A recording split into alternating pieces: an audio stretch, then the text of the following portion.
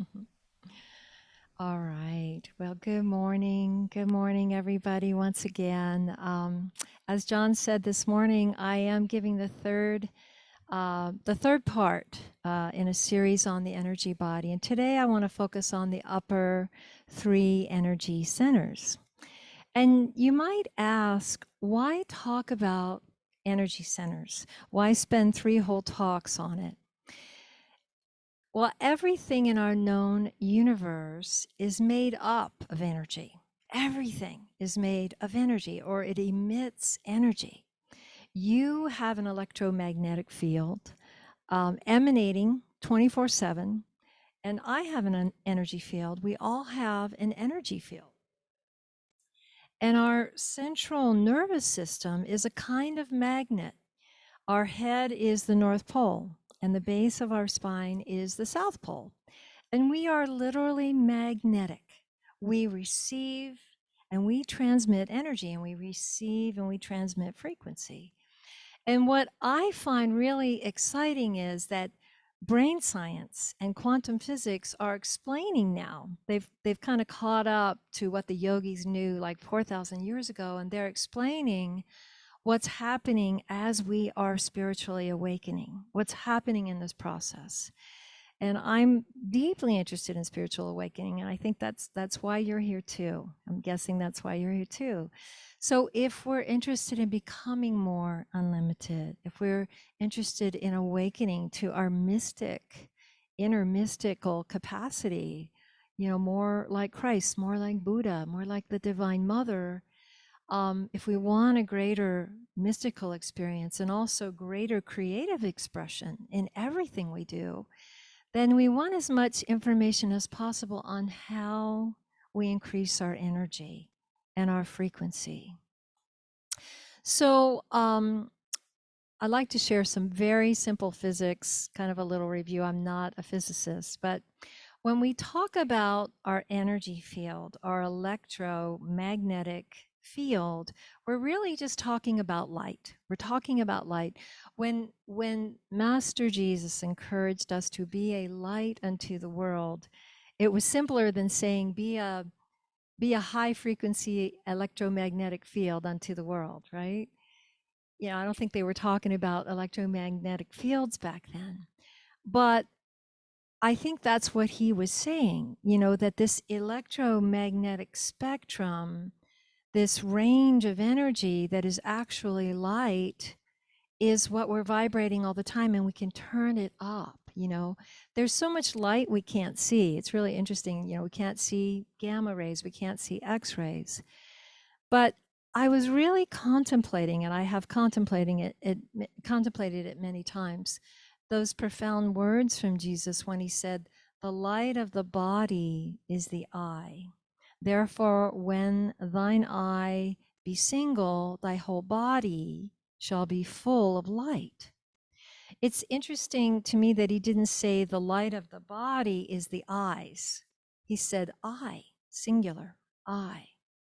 And interestingly, this third eye, they call it, or spiritual eye, the Ajna chakra in the forehead, um, has been termed the spiritual eye, the third eye. Joe Dispenza calls it the first eye. And it's where the pineal gland lives. And when this center is open and it's activated, we see. We see with new eyes in a whole new way. You could say we see beyond the veil of the material world. We see beyond this three-dimensional reality. We see a far greater truth that is incredibly blissful and peaceful to perceive. Now, you might ask, how do we see in this new way? How do we see in this new way? How do we open this vision so that we have psychic ability, so that we have greater intuition, and so that we see the true nature of reality? Well, Joe Dispenza, I think my favorite book by Joe is his book, Becoming Supernatural. Highly recommend it. But he explains that this pineal gland here creates melatonin and serotonin. And when higher frequencies reach the center, the melatonin transforms into other chemicals that can profoundly change the way we see and change the way we perceive reality. And I was thinking about that, and I was thinking that, when Jesus spoke so often about the kingdom of heaven or the kingdom of God, when he said, I'm in this world, not of it, I've overcome this world, I believe he was seeing beyond this three-dimensional reality. And so I want to talk a lot more about this center, this sixth energy center, the Ajna chakra, but I want to back up a little bit and talk just a little more about why we want to open the energy centers.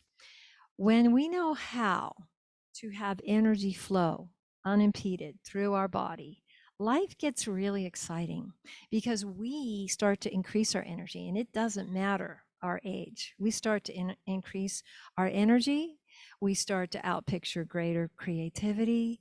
We exhibit greater health, and we have more mystical and expansive experiences. And, even if you're less interested in the mystical experiences and you're more interested in health, greater energy means greater physical and mental and emotional health. Joe says that every one of the cells in our body depend on our energy. And when any energy center is activated, it activates hormones, it activates glands. Each center has a corresponding gland. It activates tissues and chemicals. It changes our chemistry, and it activates cellular function, and it emits energy. Joe writes, when a cell does not emit enough organized or coherent electromagnetic energy, that cell becomes unhealthy.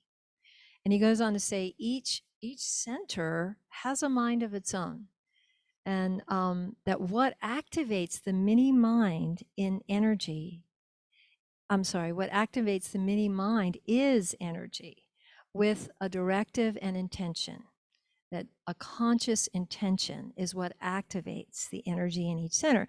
So, for example, when I sing, I have a really strong conscious intention to transmit and emit love and truth and a vibration that's opening, that's moving. That energy is emitted from my energy field. I'll tell you a story. There was a lovely woman that used to come to my retreats year after year after year. And one year, she finally got her husband to come along. Excuse me. We'll call him Jay. So Jay finally agreed to come, but he was pretty apprehensive. He'd never been to a music and meditation retreat. He never, done anything like that. He was very left brain oriented and analytical, and he wasn't familiar with meditation or chanting or mindfulness practice. But even though he was kind of unsure about the whole thing, he was open. He came with an intention to keep an open mind. And after one whole day, the first full day of retreat, we had morning meditation, we had an hour of devotional chanting, we had a workshop on expressing feelings and becoming aware of emotions. He had this huge release that evening when we were having, we were all in circle and we were having a group check-in. As he was sharing, that his heart had been feeling closed for so long, he just had tears start to flow. And then we all had tears start to flow because we were all really in this coherent energy. And it was like we all together just experienced this collective heart opening. And the next day, he just kept opening. He just kind of blew me away. He was like blossoming like a flower. And by the end of the retreat, he was so transformed. And he kept saying that he had never felt that open before. He just kept saying, I've never felt this open before. And it was life-changing, and it really was his energy body. He was wide open. And the next year, he was the first person to sign up for the retreat. But one of the many things that was so powerful for him was his throat center opened up. He had not sung in so many years, and he'd never sung in a group of people. He'd never sung with people. And he shared in a letter that he wrote me after the retreat that he had been told, that he couldn't sing by his grade school music teacher. I think he was trying out for the chorus, and she had told him he couldn't sing, and it was very traumatic for him, and he never sang again.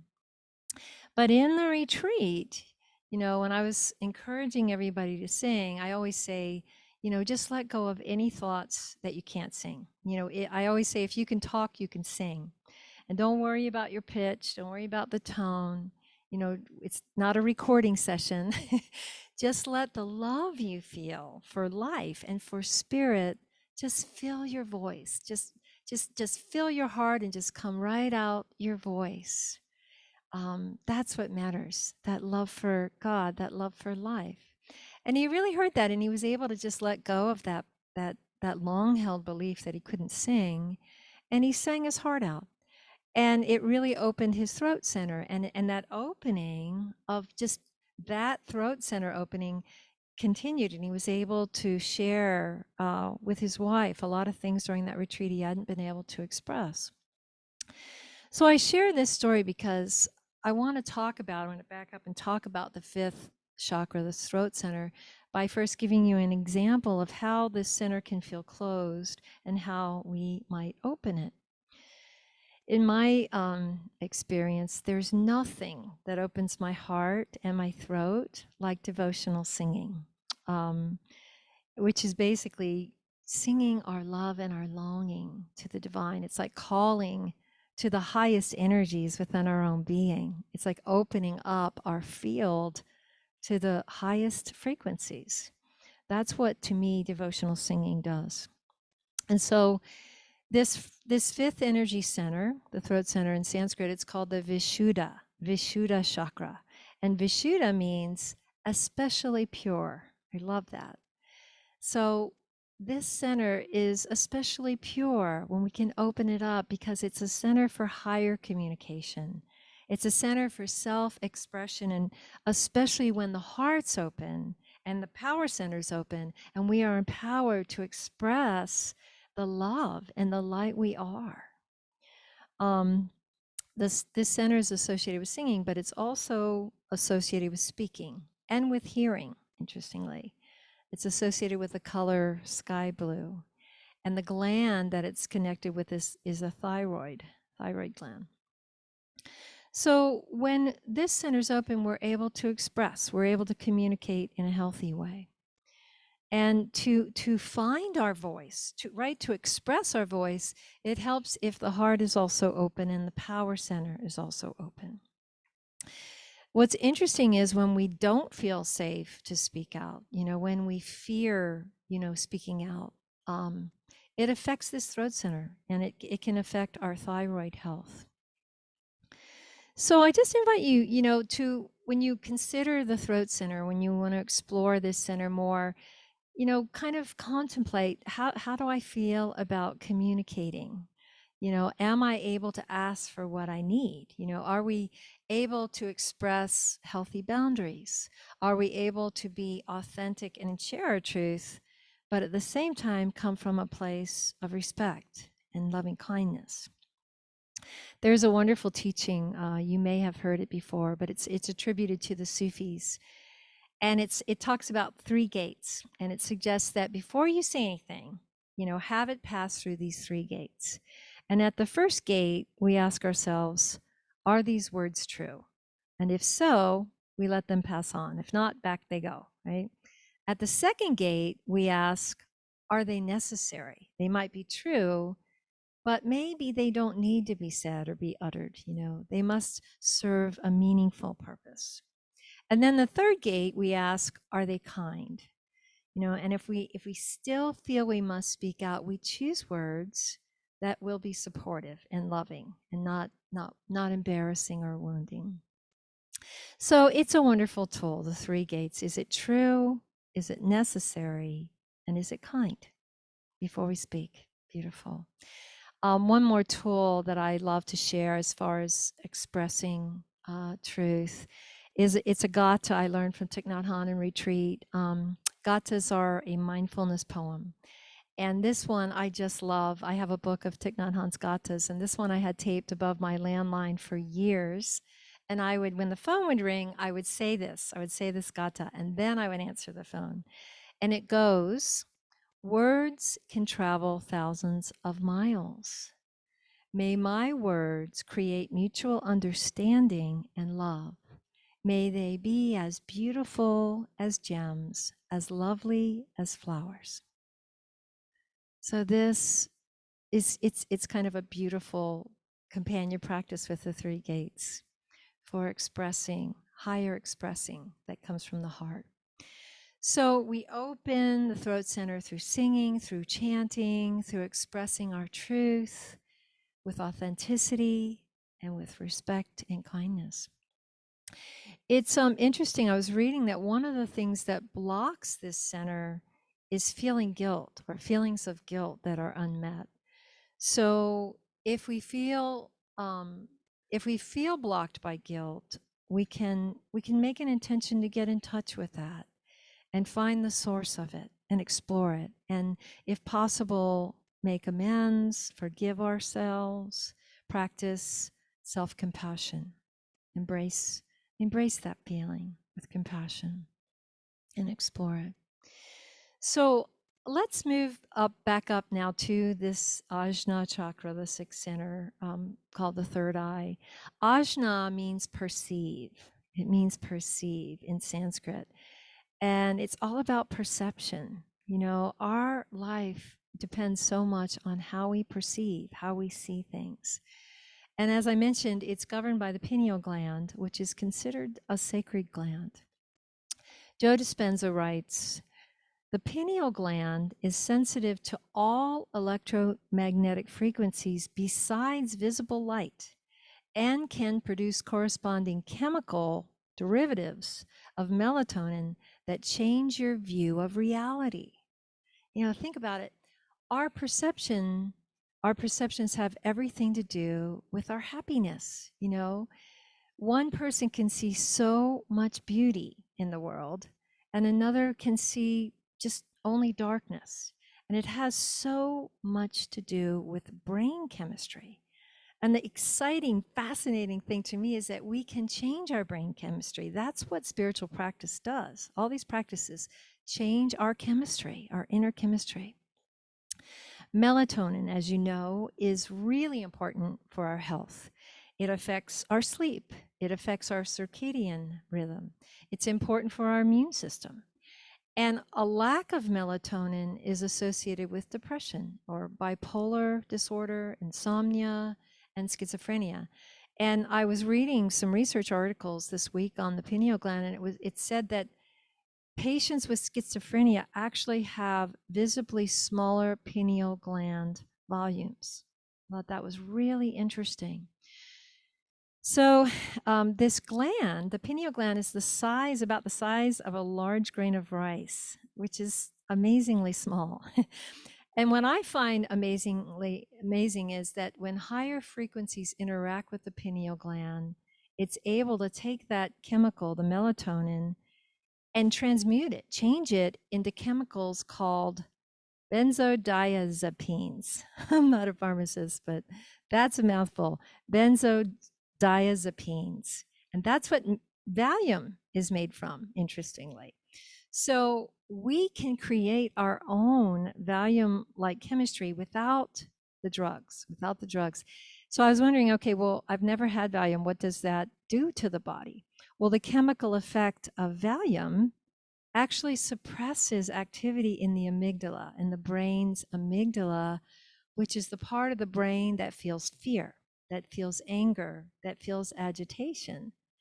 So when we activate this third eye, this spiritual eye, this pineal gland, you know, by bringing energy up to our head, pumping it up the spine to our head, we change our chemistry and we actually create inner peace and bliss. I don't know about you, but I just get really excited when science explains what's happening to me physically and what's happening to me spiritually. I think our brain loves I think we gain understanding when we can understand it with the left brain and the right brain. It gets even more interesting, the pineal gland, because when it's combined with a higher frequency, it's able to alter the melatonin one more time, the chemistry of it, and create something called dimethyltryptamine. That is another 6-syllable mouthful. Dimethyltryptamine is one of the most powerful hallucinogenic substances known to man. It's the same chemical that's found in ayahuasca, which is a medicinal plant that's used in spiritual ceremony by the indigenous people of the Amazon. So I just share this because, this tiny little pineal gland right here, it has this huge capacity to change our life, to change the way we experience life, the way we perceive reality. So I'd like to shift now from talking about it to experiencing it and just share a very short, just a couple minutes of another practice to activate specifically the pineal gland from Joe Dispenza. I've been doing this meditation all week and it really moves energy. It shifts. For me, my mind can be busy. I can watch the news. My mind can be going in a place that isn't giving me energy. And this just completely shifts me back into peace in minutes. It's really powerful. And it's similar to the Taoist microcosmic orbit meditation that I shared last month, where you breathe energy up the spine, and like the meditation we just did. But for now, let's just do this for about 2 minutes. I just want to give you a taste. The last thing I want to mention before I guide this very short practice is that the pineal gland in our brain can shrink, it can calcify. It can go dormant with age, but it doesn't have to. And to me, this one simple practice is a way that we can keep it healthy. So if you'll just be willing now with me to take a couple more minutes for meditation for this practice, I just invite you once again to sit up straight, lift up with the top of your head, really feel your spine. Be aware of your spine and all the energy centers up and down your spine.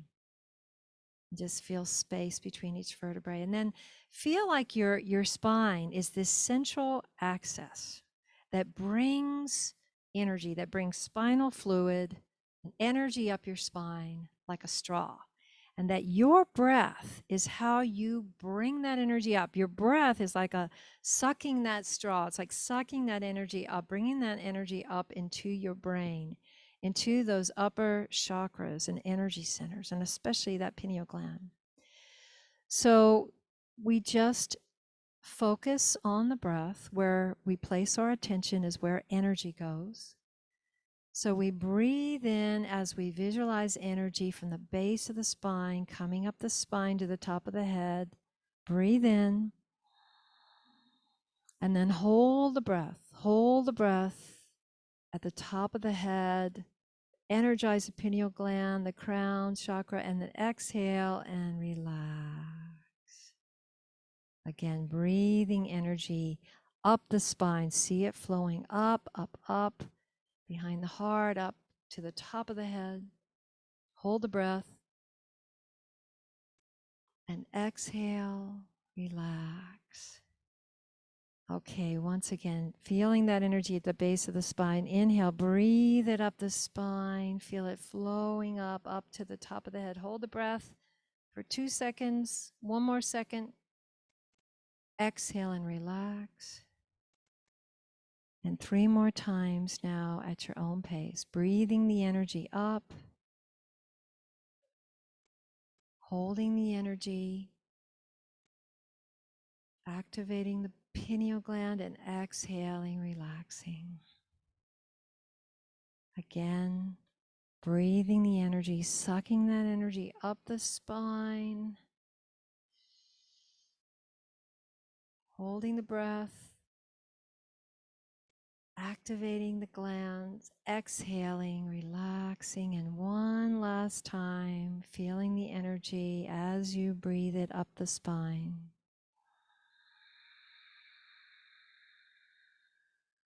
Hold the breath and exhale. Now just relax. Just breathing normally now and feeling the energy, feeling your body, your spine, feeling your head, feeling light. We create a new body. We create a new possibility for greater energy when we do these practices. So I just invite you now to, when you're ready, surrendering just into this energy field a little bit deeper before we come back.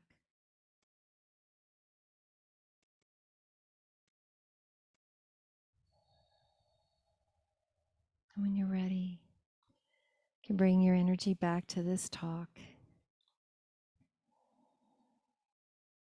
So I hope through this meditation and the earlier meditation that you're able to feel a sense of increased energy in this autonomic nervous system and in your brain. I'll put the link to Joe's pineal gland meditation in the chat box after the talk, and I hope you'll explore it, you'll experiment with it more. So before I close, I just want to touch upon, I don't have a whole lot more time, but I want to touch upon the seventh chakra. In Sanskrit, it's called the Sahasrara chakra. Sahasrara means the 1,000-petaled lotus. And this crown chakra is represented by the violet flame, the purple color that merges with a light, merges into white light. When this center, when the crown, when the top of the head is fully open, is wide open, we experience full identification with consciousness. In that state, there's no longer a sense of separation. That's where we experience the non-dual state of being, pure being. I and the Father are one. I and the Mother are one. I am that experience of moving beyond matter and the illusion of separation. And I will give many more talks on that subject. But thank you for now. I just want to thank you for allowing me to share these 3 talks on the energy centers with you. I find this subject so important to spiritual awakening. And I hope it's been interesting for you and that you'll consider this exploration. So in closing, my prayer is that the radiant light within each one of us shine and vibrate with the highest frequencies so that all healing may be ours, and so that all peace may fill our minds, and that all joy and love may fill our hearts. We truly are the light of the world. We truly are the light of the world. And may that light ever, ever, ever, ever increase. Thank you. God bless.